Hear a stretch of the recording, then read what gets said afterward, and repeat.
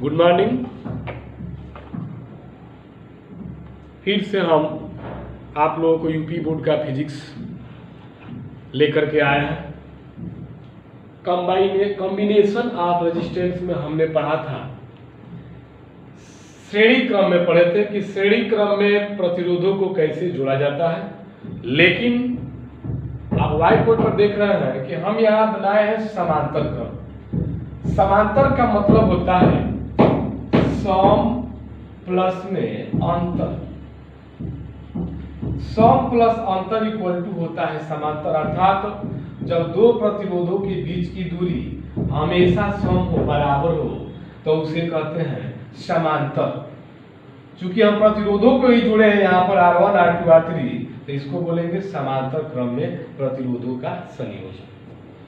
अब देखिए, समांतर क्रम में जो धारा होती है एक बिंदु से कई बिंदुओं में, कई परिपथों में बढ़ती जाती है। जैसे परिपथ में आप देख रहे हैं कि यहाँ पर हमने स्विच लगाया है, यहाँ पर बैटरी का यूज किए हैं, यह जो है धन सिरा है और यह क्या है, ऋण सिरा है। यहाँ पर एक बल्ब का यूज किया गया है। जैसे इस स्विच को ऑन करते हैं तो इस परिपथ में धारा का संचार होने लगता है, धारा का संचार होगा। ध्यान दीजिए, यहां तक तो परिपथ एकल परिपथ है, ये एकल परिपथ है। यहां जैसे यहां पर बिंदु ए पर धारा आती है तो यहां से परिपथों की संख्या जो है 3 हो जाती है और धारा का मान जो होता है वो बदल जाता है। ये जो है पहले परिपथ में I1 धारा प्रवाहित हो रही है, दूसरे परिपथ में I2 धारा प्रवाहित हो रही है और तीसरे परिपथ में I3 धारा का संचार हो रहा है, प्रवाहित हो रही है। अब देखिए, इसका मतलब क्या हुआ कि परिपथ के एक ही धारा 3 बराबर बराबर धाराओं में क्या हो गई है, बट गई है, I1, I2 और I3 के रूप में। तो सबसे पहले हम क्या करेंगे, आपको मैंने बताया था पिछले वीडियो में कि श्रेणी क्रम में जब प्रतिरोधों को जोड़ा जाता है तो उनका विभव का मान जो होता है हर प्रतिरोध के लिए अलग अलग होता है। जबकि समांतर क्रम में देखा जाए, पैरेलल में देखा जाए, तो इसमें जो विभव होता है एक समान होता है। यदि एक समान विभव है तो एक समान, क्यों? क्योंकि सभी प्रतिरोधों को 2 ही सिरे से जोड़ा गया है। एक सिरा क्या है, A है, और एक सिरा क्या है, B है। इन 2 सिरों से ही इन प्रतिरोधों को पैरेलल में जोड़ा गया है, जिनके लिए अलग अलग धारा है, I1, I2 और I3, तथा अलग अलग प्रतिरोध है, R1, R2 और R3, और जबकि जो विभव है वो एक समान है, जिसका नाम हमने क्या दिया है, V दिया है। तो बच्चों, हम लोग सबसे पहले ज्ञात करेंगे कि परिपथ में कुल कितनी धारा है। तो सबसे पहले लिखेंगे परिपथ में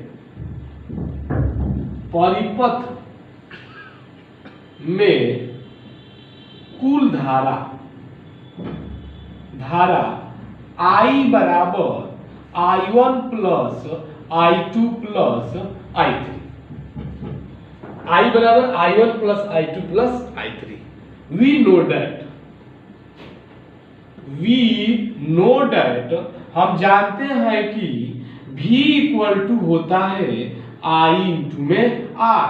तो I इक्वल टू क्या हो जाएगा, I इक्वल टू हो जाएगा V अपान में R। इसको मान लिया कि ये इक्वेशन नंबर क्या है, फर्स्ट है, ये इक्वेशन नंबर क्या है, सेकेंड है। ध्यान देना है, यह I है तो V अपान में R है। चूंकि V का मान एक समान है, धारा और प्रतिरोध का मान क्या है, अलग अलग है। अर्थात यहां से I1 बराबर क्या होगा, V अपान में R1, I2 बराबर V अपान में R2 और I3 बराबर V अपान में क्या हो जाएगा, R3 हो जाएगा। मान लिया ये इक्वेशन नंबर क्या हो गया, B, और ये क्या हो गया, C, और ये क्या हो गया, D। यहां तो कोई दिक्कत? अब हम I1, I2, I3 का जो मान आया है उसको हम समीकरण 1 में पुट कर देंगे, रख देंगे। देखिए कैसे लिखेंगे, इसको हटा दे रहे हैं, यहां से इसको हटा करके यहां लिखते हैं कि A बी सी तथा डी का मान समीकरण 1 में रखने पर, ठीक है, समीकरण ए बी सी और डी का मान 1 में रखने पर, तो आई के जगह पर लिखेंगे भी अपान में आर। ये होगा भी अपान में आर इक्वल टू I1 के जगह पर भी अपान में R1, I2 के जगह पर भी अपान में R2 और भी अपान में क्या हो जाएगा R3। सब में भी क्या मान हो जाएगा, तो भी अपान में R इक्वल टू भी का मान करेंगे तो 1 अपान R1, 1 अपान R2 और 1 अपान क्या हो जाएगा R3। भी क्या हो गया कैंसिल, 1 अपान में R equal to 1 upon R1, 1 upon R2 और 1 अपान क्या हो जाएगा R3 हो जाएगा। इसको कहते हैं प्रतिरोधों का समांतर में संयोजन। अर्थात जब दो या दो से अधिक प्रतिरोध किसी परिपथ में एक दूसरे से समांतर क्रम में जोड़ा गया हो तो उन प्रतिरोधों का तुल्य प्रतिरोध उनके अलग अलग व्युत्क्रम के योग के बराबर होता है। अर्थात 1 upon R equal to 1 upon R1, 1 upon R2, 1 upon R3 and so on dot dot dot. ठीक है, तो आज से ठीक है, तो जब कोई भी प्रतिरोध एक हो चाहे एक से अधिक हो, ध्यान देना है कि ये R3 है, R2 हो गया था। तो जब कोई भी प्रतिरोध दो या दो से अधिक प्रतिरोधों के यदि हम समांतर में जोड़ते हैं, जब समांतर में जोड़ेंगे तो उनका जो तुल्य प्रतिरोध होगा उन प्रतिरोधों के अलग अलग व्युत्क्रम के योग के बराबर होगा। व्युत्क्रम का मतलब हो जाएगा उल्टा, जैसे 5 का व्युत्क्रम हो जाएगा 1/5।